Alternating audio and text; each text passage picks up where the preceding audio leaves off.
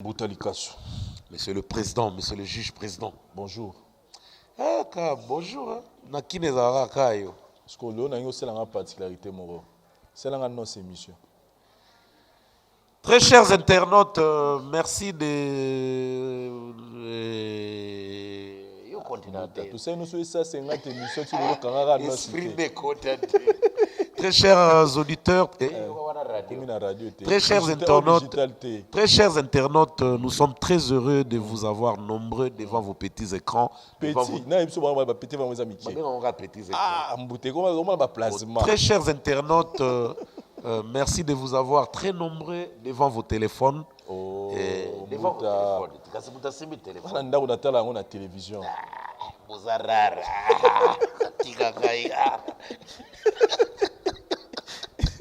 Tous les cas.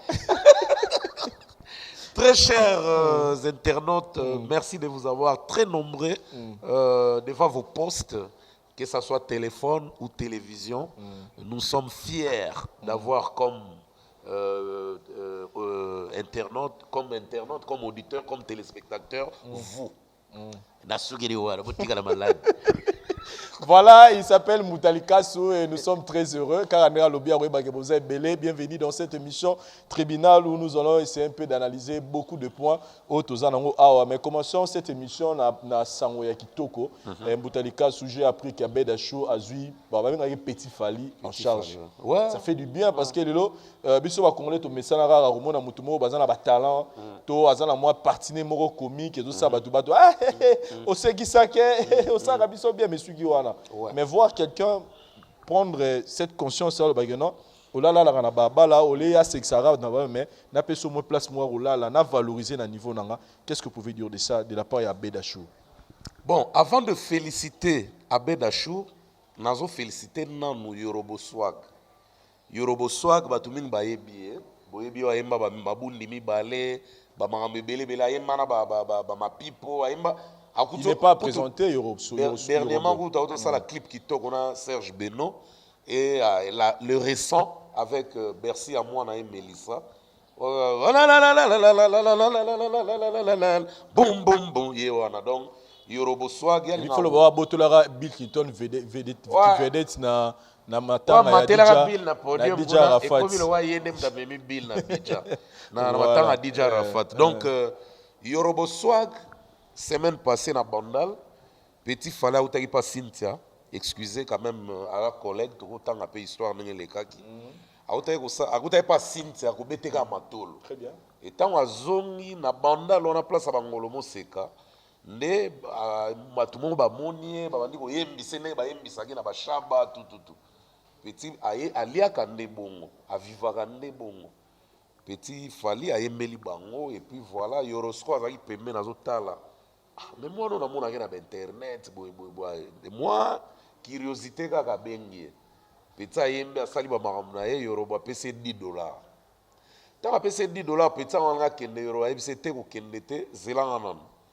yara tovanda bavandi na petit abando tuna petit ba question petit a expliqué histoire na ye ya finaye so eloko elelisa Yorobo Swag ndenge petit wana expliquaki ka longwa boyende petit wana fanatique à 100 degrés donc moni moto maya moto soki etoke komi na suka fanatique à degré wana sikoyo ya fali siko tant oyambaki na émission nga nazalaki kirie na tunaki nanu yo esala ndeni no bana olinga fali donc aza pena mongo donc aza pena ekolo na bango donc abotama na esprit fali quoi bon abotami na bon ntango abotami akuti déjà fali aza na carrière parce que abotami vers les l'an 2000 ozomona donc petit wana ye fali ou pas ou rien donc siko ntango fali aobisa album na ye moko ya droit chemin nzembo wana bakanja kamata nini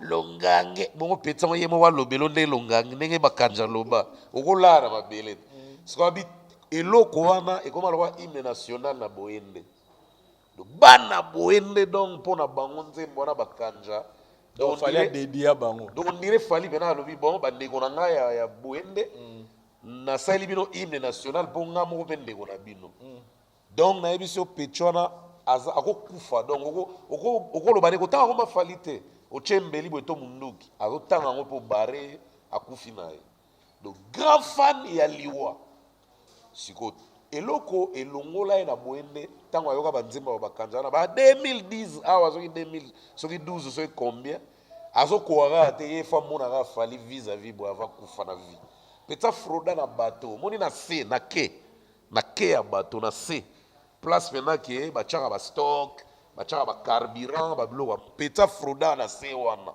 nde ayaki sasa bongo atiki bapara na ye famille na ye atiki mpena bapara baa na vie mama na ye aza na vie ya pauvreté do ye mutu ntango ayembaka na babare wana mwa 1 franc ozwaka akendaka alobi kuta akendaka kotinda na foni do ti lelo foni ezalaka na boyende oyo afoni Vincent à l'écoute yo bozongisi mbuta à l'écoute à vous atindaka mongo na foni après tellement mare ane na phone te na téléphone te atindaka elelisi yoroboswak ntango ayoki histoire wana après expliquer na ndenge vi na ye omoni ndenge mpa mata na baprodui mafali na batene wana na académie de beaux-arts na banini biloko to asalaka wana na ndenge dajo akabela ye mbongo alia mbongo wana te bametre kaka nde bazalaka wana tokotanga bakombo te nde baliaka donc omoni ka nde ezalaka bakumbeli oyo yaka boye peti nango osali bien peti zwa oyo 50 euro donc peti ango ntango abeta ye lisolo ango ntango toyambaki ye maa miso etournenga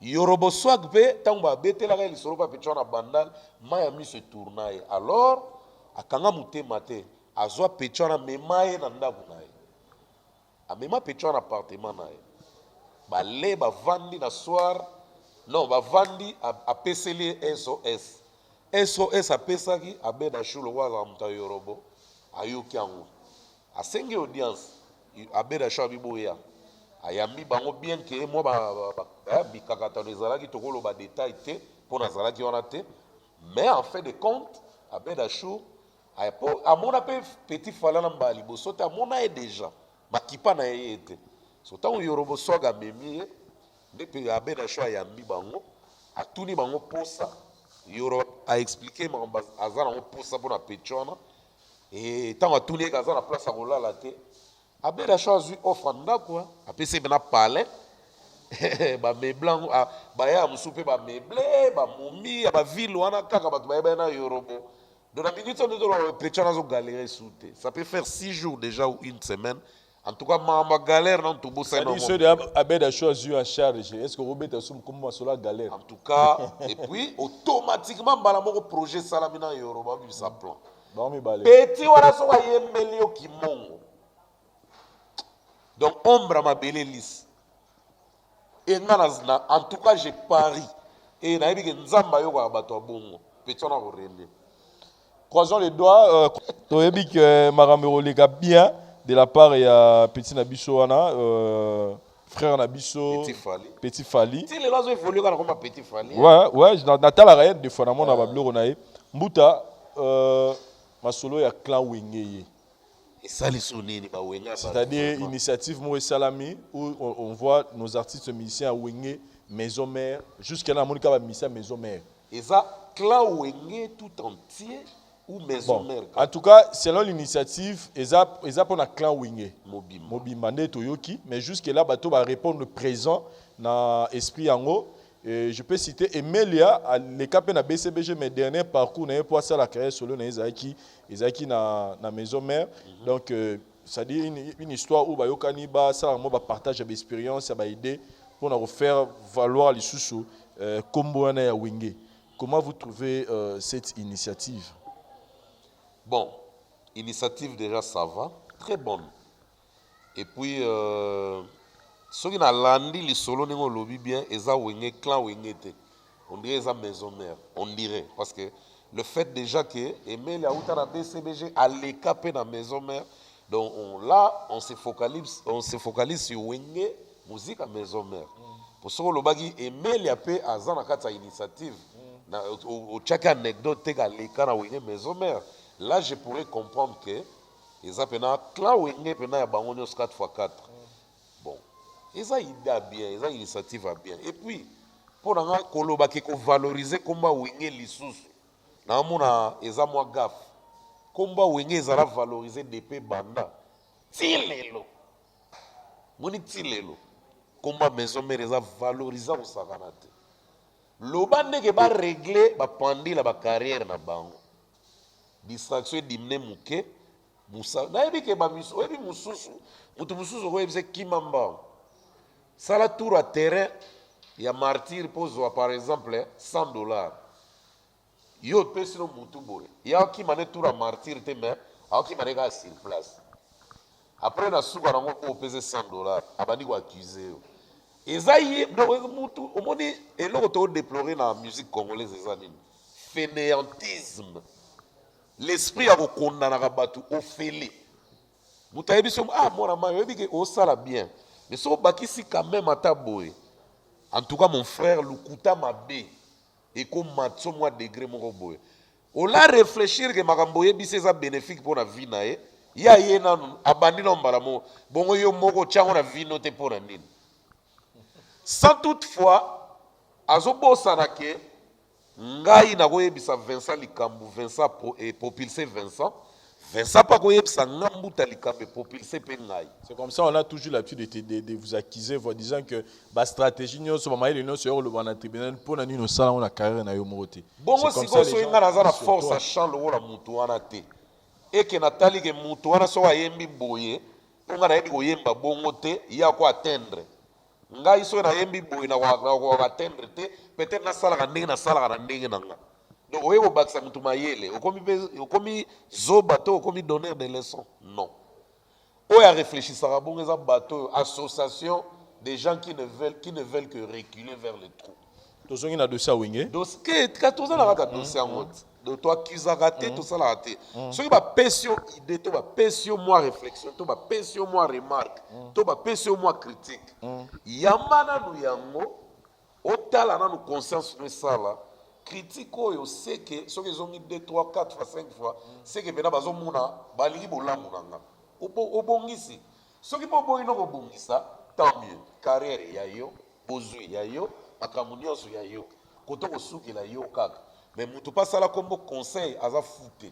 Voilà, donc carrière ya nani wenge kombo nango eza toujours bafana nango baza toujours. soulever le mot très intéressant le biba long l'esprit à mutu oyo alingi koadere na idée ya koavancer komba wenge alongola nde fainéantisme na nzoto na ye asala makambo oyo bato baosala lelo so otali bato baosala lelo na bagali garvey musicien mpena abimi kaka lobi na concours mais aza actif na réseaux sociaux lelo eza réseaux sociaux eza na deux musiciens na solo ya na bango na kotanga bakombo na bango te pour leur respect bayebisi nga mpena ke bazalaka ata na courage ya kofongola instagram te atuni nga na instagram elingi oloba na nini maza jeune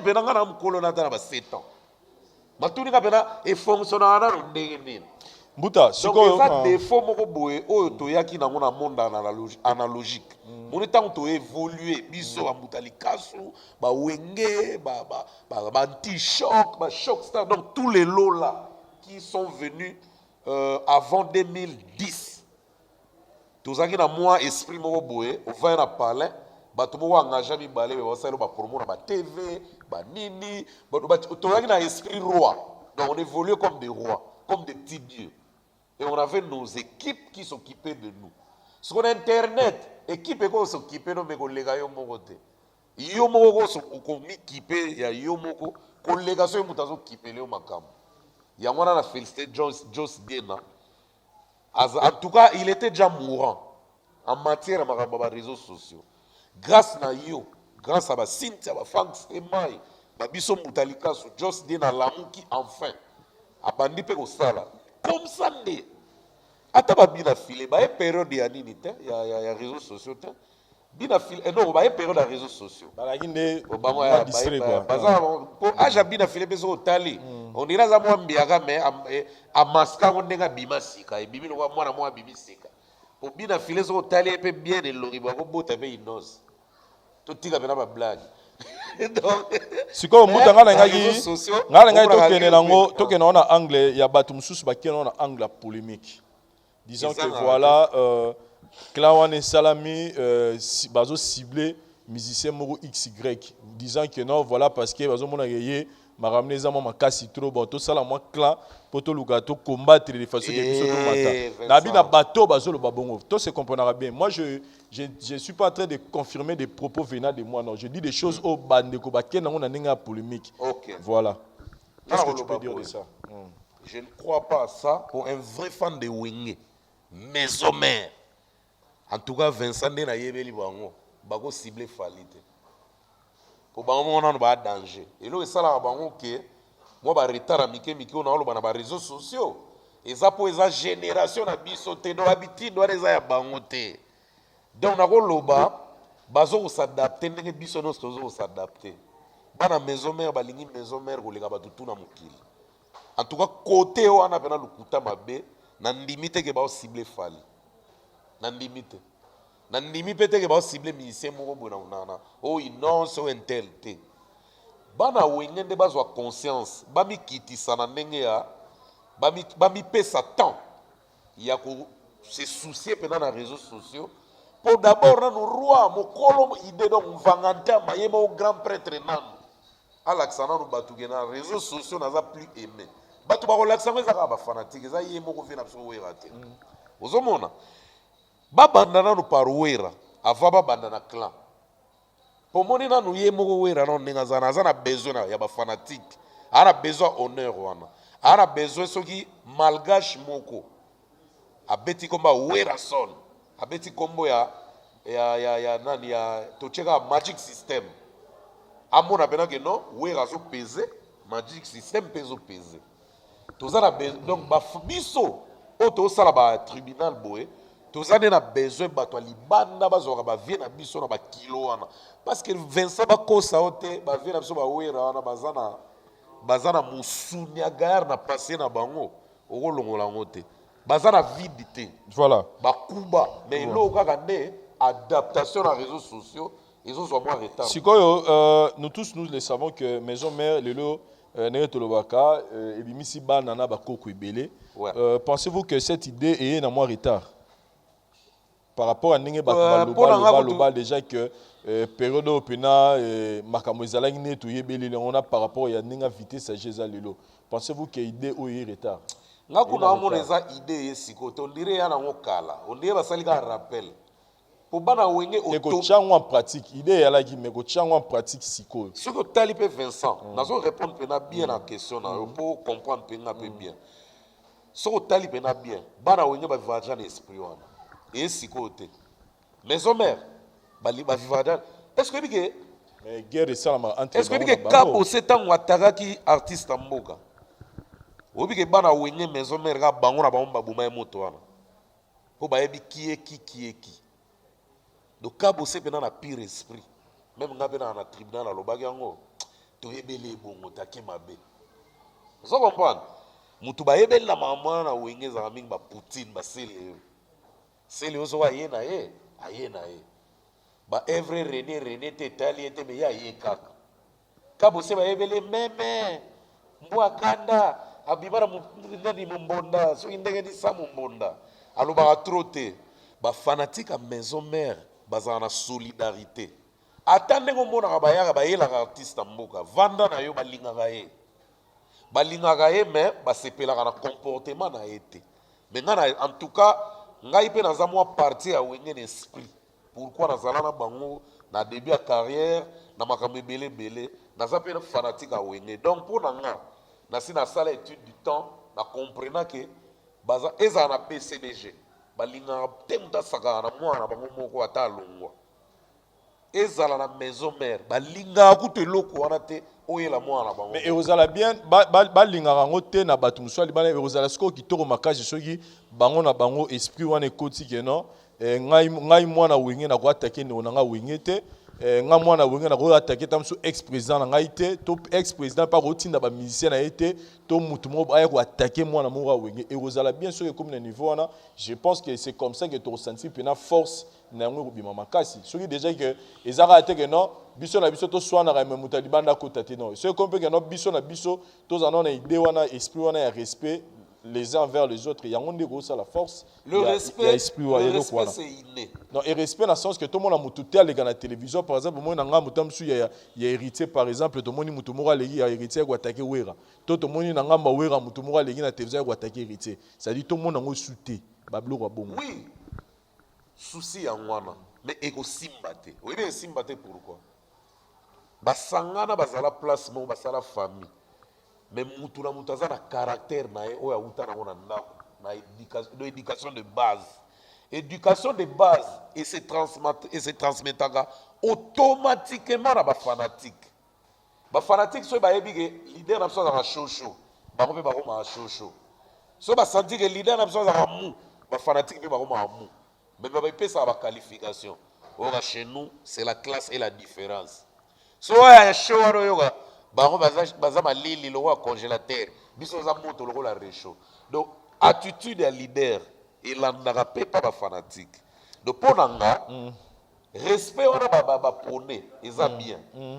Mais oh eza ba respect eza ba mbuya betande mukile mona endima e ba capacité na yo oza wapi ata bo pesa ni ba respect oui bo pesa ni ba respect.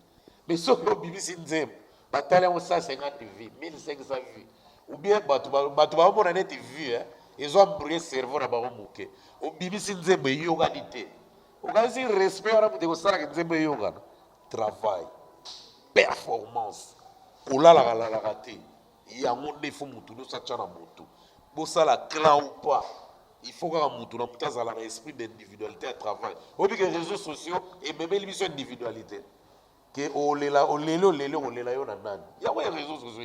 Très bien. Merci beaucoup, Moutali Kassou. Et là, tu as un problème de souffrance en Nambour, en Abisso. Libanda, tu as un mission en Tanzanie, Diamond. Diamond. Donc, le l'autre, tu as un label où on voit l'artiste Bazo Bima, Wasafi. Tout le monde a un chant à Bango, Bazo Bima du jour au jour, Bazo Sabé ba succès, Nabambour en Bango. Mais le lot, Bisso Panabisso, l'isolo, il y a un label. Jusque-là, ils ont vraiment pointé trop ça, trop bêté l'angle de l'auto. C'est-à-dire, et là, on apprend que Weranson a lancé officiellement la belle naïe pour nous propulser. A lancé déjà, mais si tout le monde a formulaire et il y en a qui ont bongo. Pour lancer, il dit, mais ce que formulaire c'est que structure peut fandi pour comment vous pensez ou comment vous voyez à venir il y a la belle Weranson.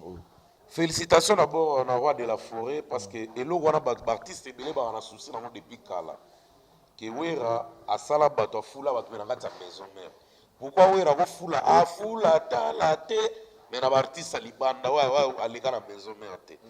Il y a un communiqué qui vient d'être publié aujourd'hui, je crois, il y a 2 heures ou 3 heures du temps depuis que c'est publié. Ils ont concerné Weranson Music. On a un label à Wera, de Weranson Music.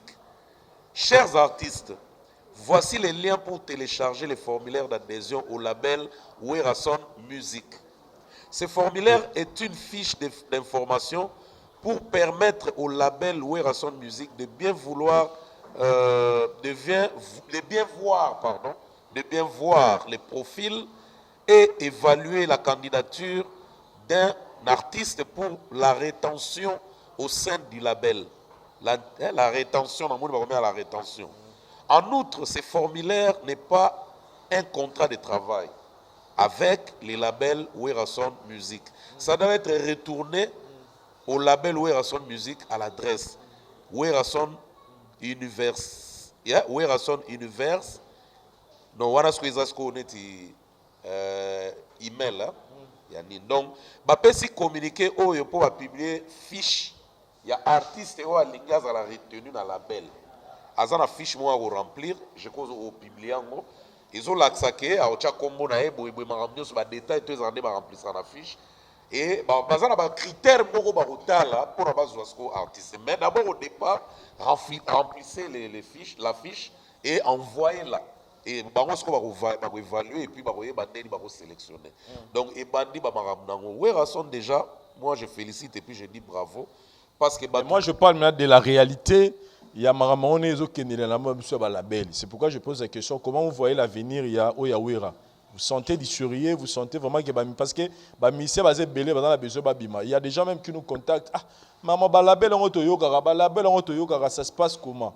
Mais déjà là, nous tous nous savons que pour avoir un label, il y a des éléments où ça dit oh mukolo label fois za nango oh c'est là c'est que il peut propulser les artistes. Puis on se dit que musicien yeba na ndaku na bango te faut œuvre ne yoka maka, il faut œuvre ne talamaka. C'est-à-dire il faut déjà avoir déjà même une chaîne de télévision, avoir une chaîne radio, avoir des cause la influent na ba réseaux sociaux, c'est-à-dire même yemo mukolo label pour yenda zo bimisa tout le monde à l'exemple il y a des mondes où tout le monde a que chaîne YouTube nena ne vanda on m'a pris dans la chaîne de télévision na bango dans la radio voilà ça dit de lui-même déjà il assure déjà l'artiste et garugo bimisai maintenant na ngambo ya weranso na tuni oui ko bimisa fiche ça bien mais est-ce que tous ces éléments là sont réunis les lots ba que on peut croire na label ya weranso?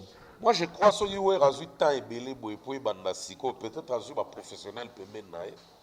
Parce que Biloko a marchera sur un professionnel. Diamond ne bosse pas seul. Diamond a une équipe de 32 personnes. 32 personnes besoin entourées pour faire fonctionner Wasafi label, Wasafi télévision, Wasafi radio. Donc à une période où fallait faire la Tokos TV, Tokos FM, Tokos label, tout ça m'a amené. Tokos FM goûte bandara mais na on soute puis télévision peut balancer mais ça na santé et puis donc, il est nécessaire, oui, si vous avez moyen. Mais si vous avez moyen, vous avez noté, vous avez normal. Et puis, vous avez un label sans avoir tout ça. Mata artiste na bango. David Monson na mona TV na été. Mata artiste. Ndiaye na mona TV na radio na été. Na mata ba mutali. Kasu mata ba tebele. Vous avez de pour la conviction dans notre professionnalisme, c'est ça qui compte. Mais dans le lobby, artiste en mot, quand on produit Rebo, à la TV, à la radio, Rebo a rené de Rebo, la fille, à zo rené, ou les gars même, artiste belé, na beaucoup, ce qu'on a rené de donc, à ça, on a aura, ou à Boutamanamo, à ça, on a talent, et puis, à ça, espace, où on a publié. Donc, on a mon chance de contact. Parce que tant que nous avons 20 on était au moins 20 ou 25 artistes. Nous avons un artiste belé, mais nous avons un Marie-Paul Mouamouke. Les élèves, les meilleurs élèves, ils sont distingués. Et puis, ils sont champions parce que dans la bêta alerte générale des gars. Mais dans l'édition, dans l'établissement Ndiaye, dans le label Ndiaye, Moutalika soit s'imposa ça la makambo et puis bon on va contribuer même là pour monter studio dans la Willery de le baguette produit d'abord faisant aura faisant un peu na chance wana parce que quand musicien ko René Zalaka kakateke oyebi boulot c'est-à-dire c'est-à-dire ko René a musicien so dépend de PKT na label yo mo pe musicien faisant na aura na eu détermination ils ont bien chante lelo a sali acoustique a bien. En tout cas, ça l'acoustique y a bien. Vous avez produit Axel Toya, les jeunes millionnaires, et puis Francis Mavimbi. Baché moyen. Mais ce qui est mon bien, il faut exacter. Il faut au Canisi, il y a moyen baché. Bien, on s'en sortir. Et l'autre, on a pu jouer.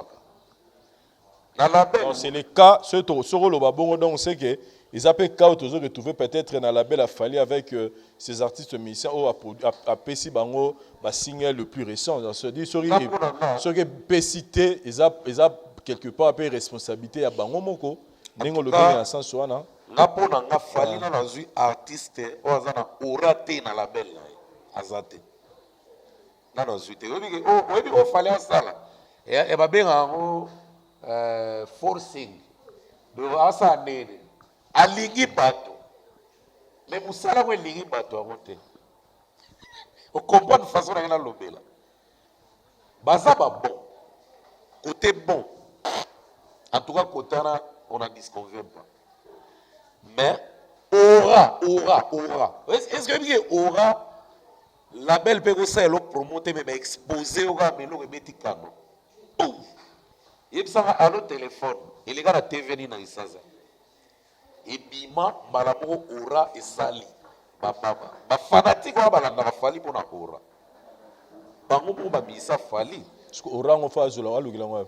bongo biso moto olukaka baora to nzambe mtachaka baora na nzoto ya moto batindaki bato bakoma bamusicien to musicien okokóma na yo mais okozala no bazodirige yo mais soki oza na ora ya bato ekomonana mpa bato ora ebombanaka te eza nde jiba aloba na kala mwinda petrole ba étoile babombaka yango jamais atobombi yango ndenge nini ekomonana kaka la preuve ane na bagroupe ebele omona bamusicien baza 30 bomona soki génération ane eleki osentir omona 2 ou 3 personnes kaka bazoémerge donc beaucoup sont appelés peu sont élus Ambazi les Neymar bourgeois les mondialistes je pense que faut il faut tcha Mutalika sous KO abi jusque là abi jusque là à mon nom misa dans l'oreille ma casse pas failli Ambazi chanceuse oya advient que pourra oyegoye ya donc ça dit na comment dire mon ngela la que yo pena faut la mbutege oyegoye ya chawana fait beta Vincent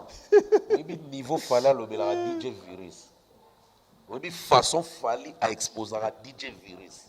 Mais il fait partie des DJ oyo ba koni na mboka na biso. Oui, étant que DJ, oui. Disque joker et des night club. Oui, il n'est pas donc on va bien.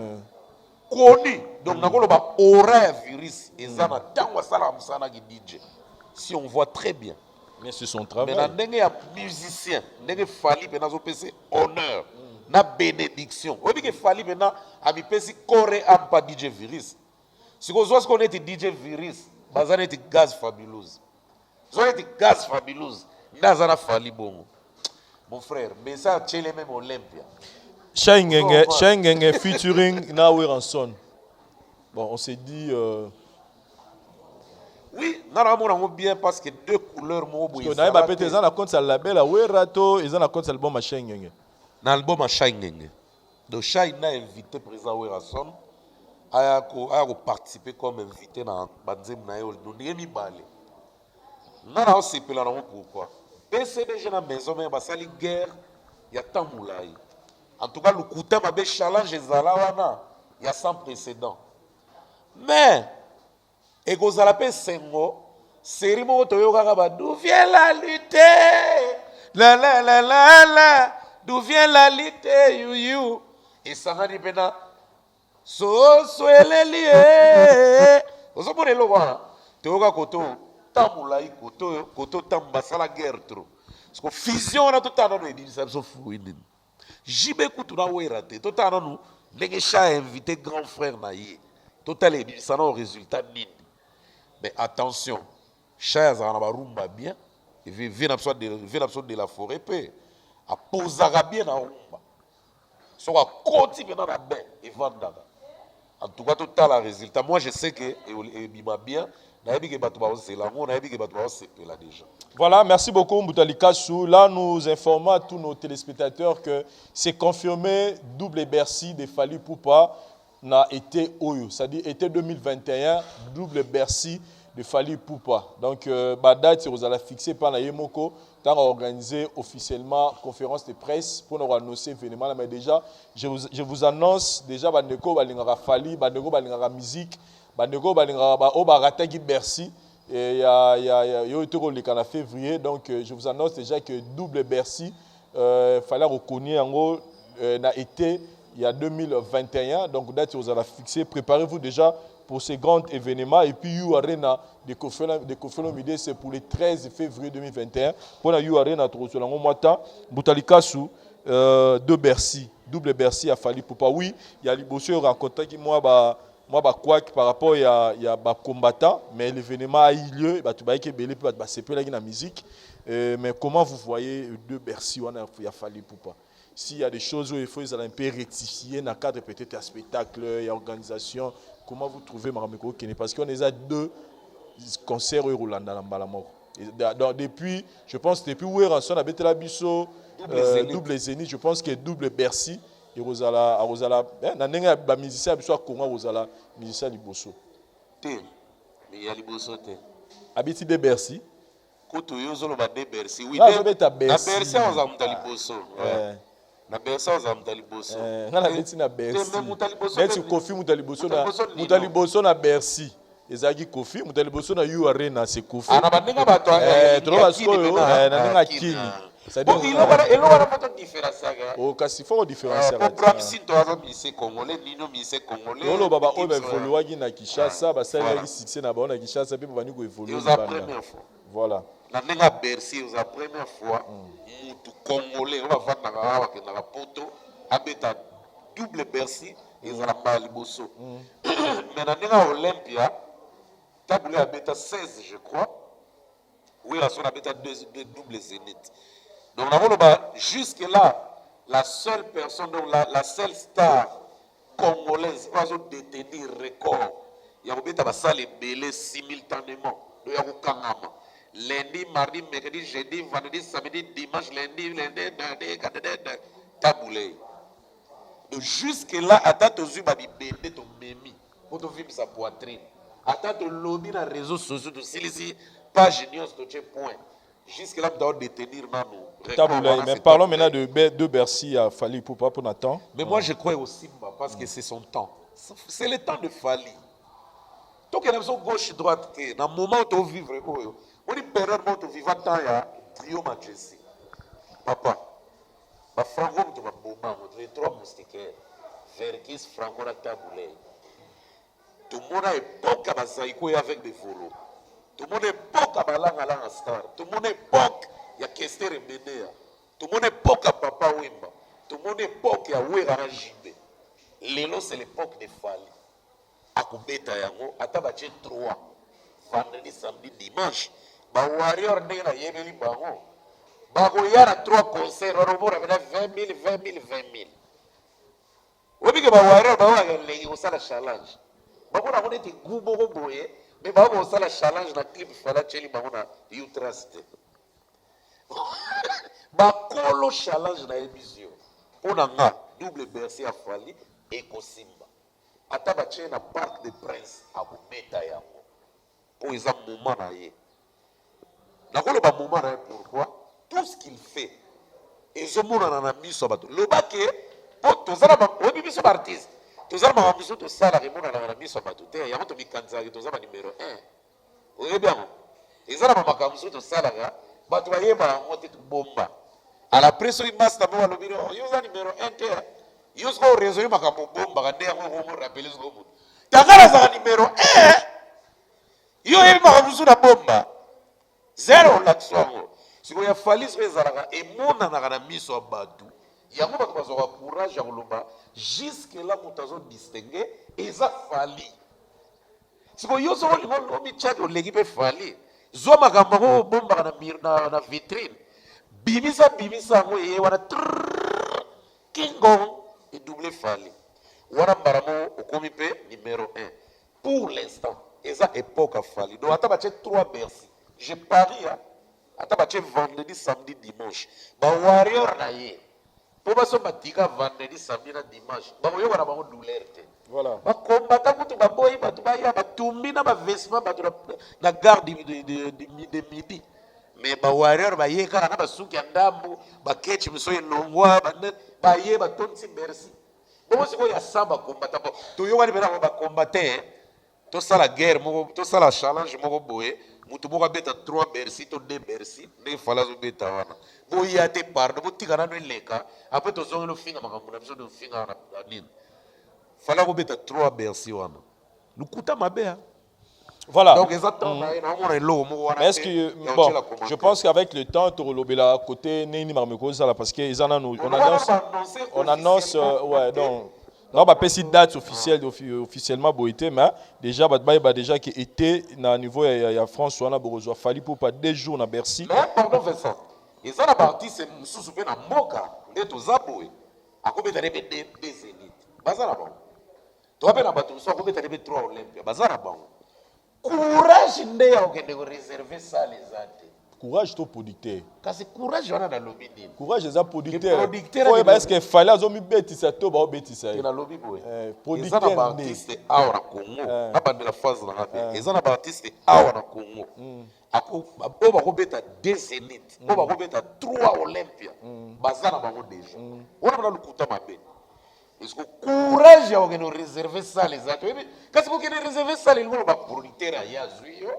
ake koréserver salle donc courage wana nde baza nango te nga nayebi kaka ke eza na musicien moko nayebi ke soki album ne bimi en tout cas cette fois-ci biso nyonso pena ezala biso bato tolingaka miziki mingi ezala bato balingaka miziki te ezala bato tobengaka bakombata sadi toloba pena obi te yo pena faut beta basala wana nyonso héritier watana begogan moto na tembe sadi ye pena nga mbuta s'il vous plaît nga pena na ozela ntango mi ange mi deme kobima c'est-à-dire baproducteur wana oyo babimaki tour ya liboso mpona Olympia ndao bakoya lisusu en tout cas tofungola pena maboko toloba tobi te mwana mobali il mérite de jouer toutes ces salles parce que ndenge obeti masolo aura wana ezali aura pena héritier watanabe aura wana eza et je pense que mi ange mi demo et tosala pena ke sortie officielle yango ezala ta na Olympia to na Zénith ezosala bien bakombata nde bazala bazoba te batimba oyebi so ozala na ora te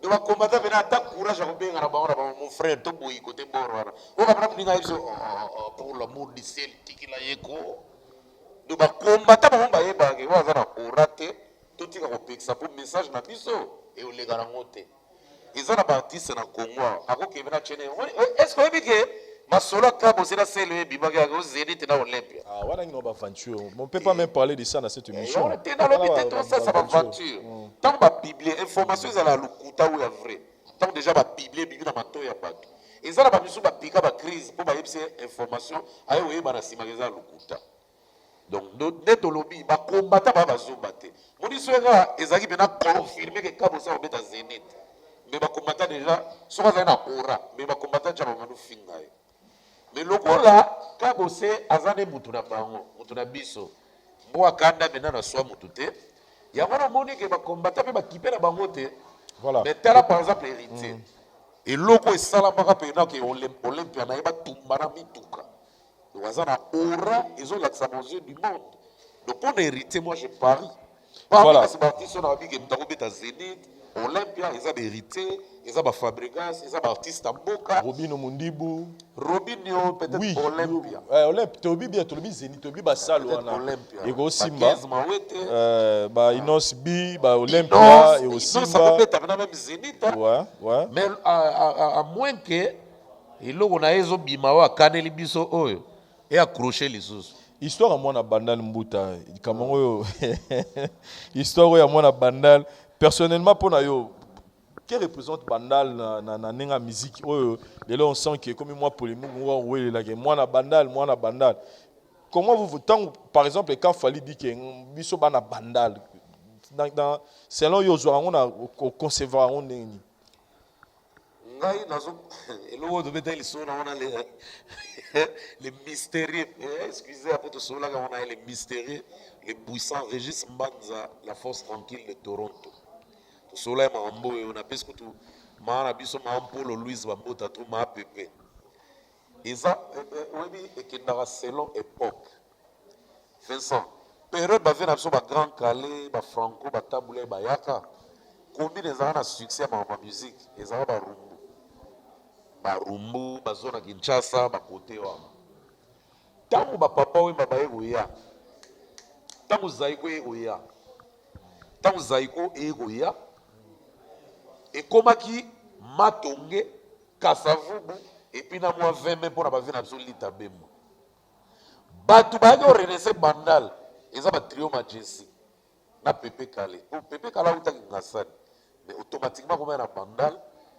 arenesaka bandal epuis vejosar mpa komovaa na bandal mais à l'époque là à cette époque là c'était yolo na biso yolo période moko bandal ekoloba nini bandal période wana existaki vraiment nanu te ezalaki na yolo ngana mwana Dallas antukoza pena musicien valeur donc dégâts donc yolo ebana représenter na Congo musicalement parlant grâce à Evolo apesango goût ntango siko génération wana ekoleka est ce que bato mingi bayeba te manua kowa kokuta mwana ya Delvo mais erevesa pena te mpo période wana mopepe ekendaki yolo matonge papa wemba tu vois écoute Molokai et salama et pourtant Molokai n'existe pas Molokai a été créé par papa wemba à Sangisa soki 6 avenue et olongwa wana wenge kobima babimeli na bandal obike kofi avanda kofi amona lemba ape mona lingwala mais tellement que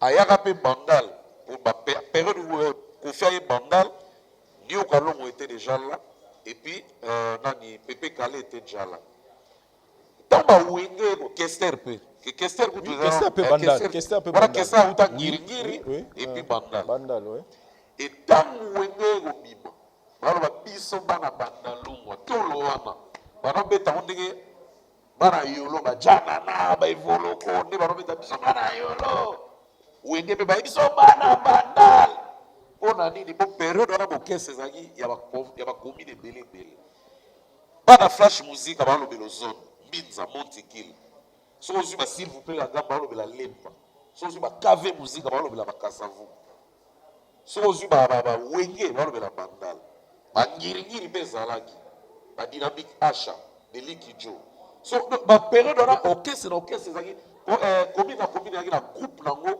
banobetela tolo bakitambo omona groupe oyo basuzuki bauta alors ekosalaka ewenge nde rene la viniore elinga omeka yango banolobela mpe bana lemba à travers la viniore me bakatana na course wenge ekenda yango monaka na mari paul na bawenge to bakabwani bandalungwa kaka okuta ba JDT wana bienge ba début tu okuta na bango bakasa vubu okuta ba JDT wana okuta donc ba delo bas ba bandalungwa kaka alors bandalungwa yazo ampleur moko boye et comme la capitale la musique la génération oyo utoleka parce ba fali ba bana oyo ba leki ya wenge tanto bimi biso la génération na biso ba fali ba artiste mboka ba ya ebele eza ba âge na biso do ba génération na biso bana ba 70 quelque na bana ba 80 siko engouement ya wenge eleki tellement de vingtaine d'années fali ntango abimi aza mwana bandal natif et grandi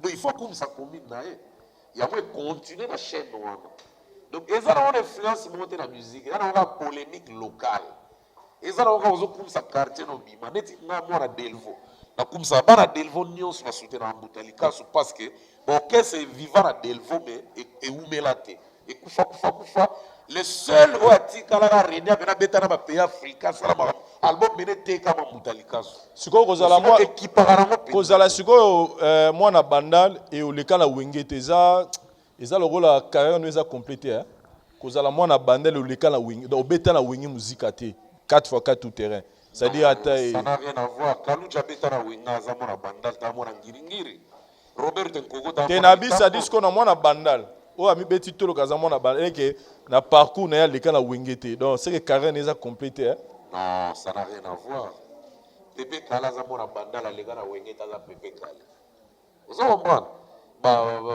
Fali aleka na wenge te qui colonise la musique aujourd'hui nani number 1 allez kute kosala soni so lobe loba bongo kutu kofi kutu nefa beta sko tolo ke no no Fali pena za na provenance a fruit à lemba quoi donc c'est que bana lemba baleki parce que Fali mwana bandal mabima e pa mwana lemba surtout loba onini et contacté eloko ezo compter za boulot performance ba revenu ba biloko nyonso bato bamona na miso yango nde kontaka so atoza mwana ya masina bendo sona amona bakote wana ta babimi na nouvelle écriture omona teke kota na valeur bato bango linga bake loué kuna na bapocalypse mérodis ozomona batiti les valeurs onde bapesa valeur te bakote wana donc valeur ya commune eyaka mpe na baréalisation eyaka na commune te Félix Wazekwa grâce à ba prouesse na ye nde tokoma kobeta komba matete ekoma kutu kobangisa baartiste biso kokota matete mpona Félix Wazekwa na karma pas bien sûr na bamarai na bawilo longomba mpo bawilo nde bayaka liboso bana matete bamarai bayaka liboso bana matete marai nayebi te soki akamona matete je crois bien si je ne trompe pas mais bana matete mpe période moko edimwa renaissance oyebi kene matete komaka me moyibi aobango eyiba mpo edimwa azalaka na matete voilà merci beaucoup jouera mpe mwa rôle mais esalaka rien na carrière voilà merci beaucoup Mbutalika. Nous terminons cette émission avec l'apparition de Koffi Olomide avec Suzuki. Et salut bien Moro Saranate parce que Toyebi tout ce qui s'est passé. Et au revoir encore Koffi Olomide avec Suzuki. Et Koffi annonce déjà que Abani déjà au Lukabana Moro Moko. Et nous tous nous savons que l'événement est neza na niveau U Arena. Tout le monde a déjà émission moko fait ça na TV5, émission acoustique. Tout le monde déjà avec na Radio Africa. Na TV5 émission acoustique. Na TV5 l'année passée donc tout le monde a déjà moi équipe wana ya latino ya Rezaki représenté et ça là qui bien moi Gouana moi avant Gou. Ambiance wana, ça dit tu retrouver pendant première génération quartier la tête baleki, deuxième génération baleki et aux appels surprise à bien. Te viens Lugabana bana. Fais bien Lugabana. Très nécessaire, très important. Viens Lugabana bana. Lugo bani na Suzuki, Lugabana bana onios. En tout cas, nous sommes mais Luka la majorité des bana. Ba référence. Ba référence à chaque époque. Luka ba mais Luka be sabi chinto evi. Ba lebu kabuya. Eti sabi vya ya lugilika na kina. Po sama ba mane trop kina. Vie fo sama longola kina. Oui que sama marga époque na bango. Oui.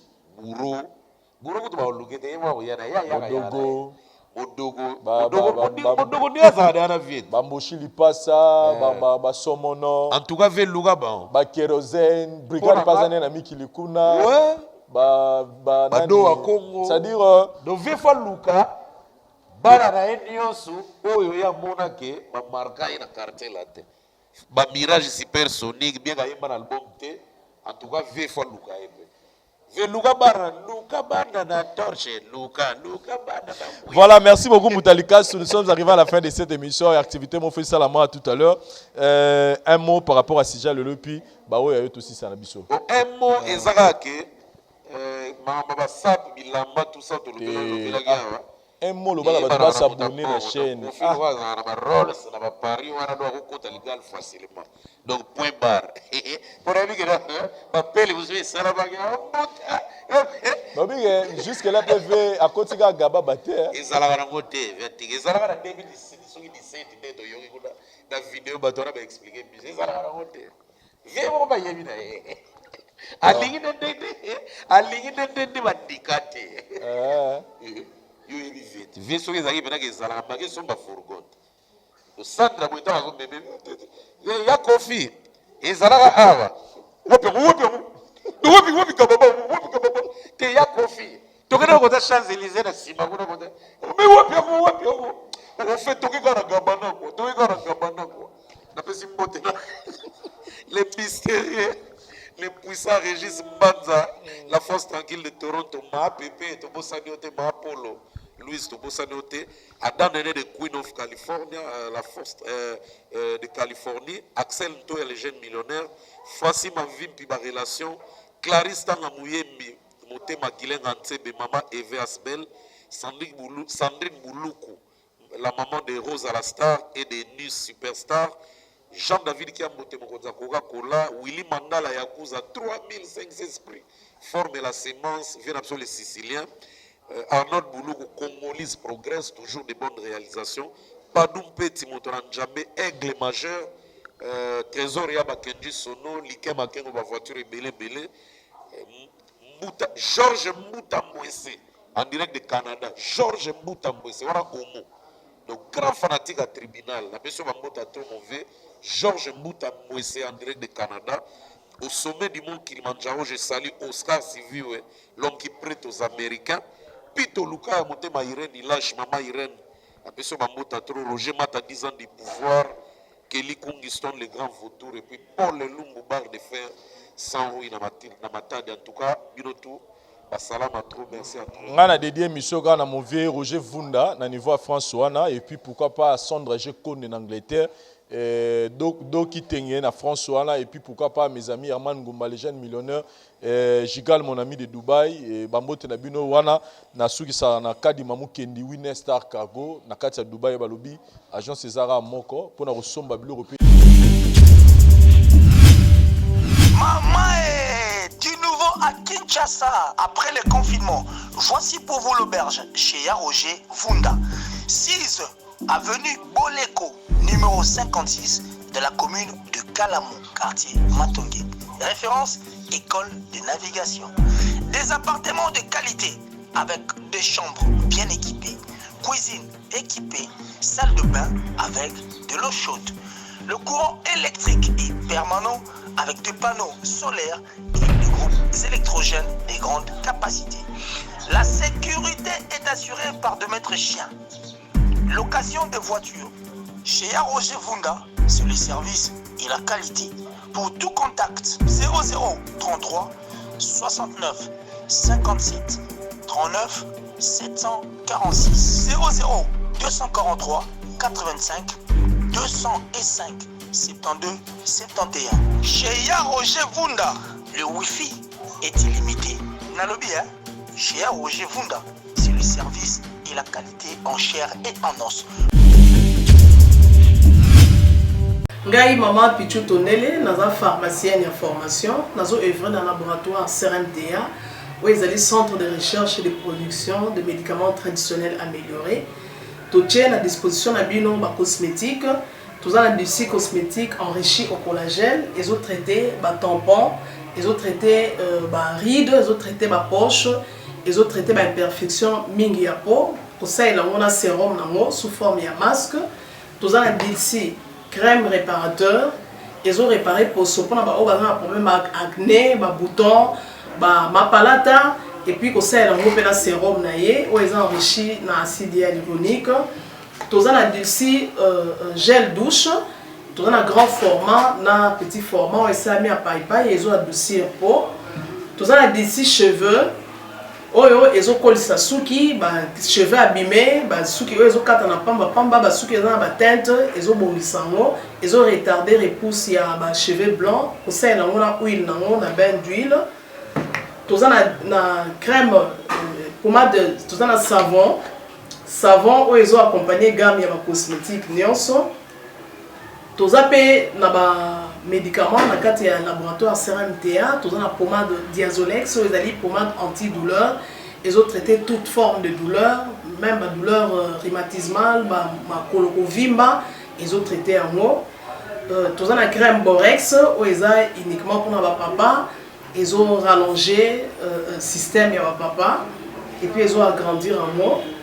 Tous on a Diazostimule, où ils ont produit ils ont traité différentes formes d'impuissance sexuelle, éjaculation précoce, dysfonctionnement érectile, faiblesse sexuelle en général, et pas ils ont traité frigidité, ils ont sous forme comprimée. Tout ça, la zinginalis, présenté sous 2 formes, comprimé à sucer, non suppositoire, où ils ont traité différentes formes d'hémorroïdes internes et externes. Tout ça, la méamycine, où ils ont traité la levure. Tout ce qui est MIB, tout ce qui est maladie, kyste, il y a MIB, ils ont traité en eau sous forme de comprimé dans le sirop. Tout ça, la crème méamycine, où ils ont traité tout ce qui est maladie à peau. Genre d'être maladie à PC, mycose, c'est là qu'il y a mibali, surtout, ils ont là, sapatou, maladie, loto, méamycine crème, ils ont traité en eau. Tout ça, la allium. Allium, ils ont traité toute forme, il y a hypertension, ils ont normalisé la tension. Ceux qui tension est mataga, à normaliser, ceux qui quittent à normaliser, et ça à partir de aïe. Tout ça, la menga, ils ont produit anti-anémique, bateau connaissera problème et anémie, quelle que soit l'origine, menga, ils ont remonté, ils ont tonifié un peu, ils ont plus de énergie dans les autres. Voilà, ils ont gamme de produits CRMTA, laboratoire où ils ont travaillé essentiellement dans les phytomédicaments, dans les plantes médicinales. Donc, nous avons tous les produits au moment de et ça a mis à partir de l'anxiété et de Congo. À part si on a si que la bino, tous avons des maladies qui sont autotraitées, la préparation personnalisée. Dans le cas de myome, par exemple, c'est une préparation mon corps et permettre de réduire la dimension de myome pour faciliter le robota. Tout le monde qui s'est rappeler, voilà tout traitera en couple. Et contact Nabiso, na Kinshasa, ils ont plus 243 81 83 13 322, plus 243 81 83 13 322. Plus 243 89 89 33 855 et Nalibanda, tous en a plus 1 514 329 12 56 plus 1 438 765 64 73. wana eza ba numéro ya contact na biso bandeko bakobenga libanda na ka ba maladie songolo pakala maladie oyo ya ba tene tondante oyo esalaka ke moto abima bamafina na mutu totraitaka yango mpe donc kocontacte biso opose problème na yo tokoyeba plante nini oyo ekozwa solution na problème na yo.